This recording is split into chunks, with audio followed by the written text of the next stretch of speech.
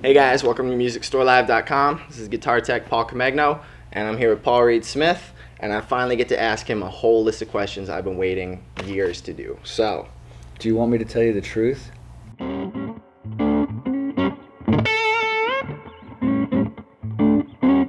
So you mentioned the V12, and I read a little bit about it. You described it as a nitro finish encased in a poly, or I'm paraphrasing it badly, but which is it? Is it nitro or poly finish? Well, okay, so when we first formulated it, it was a nitrocellulose lacquer that was bound together with plexiglass, basically. Okay,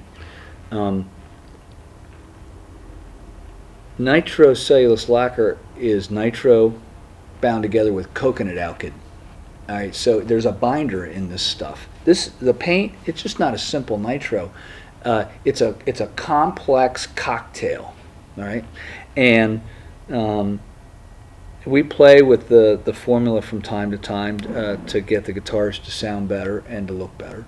A lot of what people do is they add something called plasticizer, which you've probably heard the term before. Yeah. Plasticizer is a non-drying oil. So when you put clear clear silicone caulk all the way around the bathroom, it never hardens. That's because it's got an oil in it that never dries. It's like lithium grease. It just never dries. And so they put this stuff in the paint to make it flexible.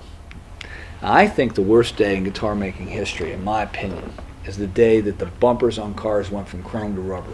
What happened was, if you hit a chrome bumper, fine. But if you hit a rubber bumper, it would bend in and bend out, and they didn't want the paint to crack. So they changed all the paint formulas so that the material would be really tough, but it was flexible. A flexible paint is the antichrist of making a musical instrument. You don't want it to absorb the sound of the vibration of the guitar. So the paint was changing, and I didn't understand why.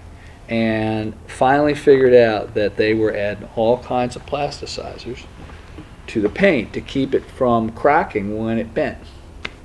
Now, obviously, when people ship guitars out, they don't like them to weather check.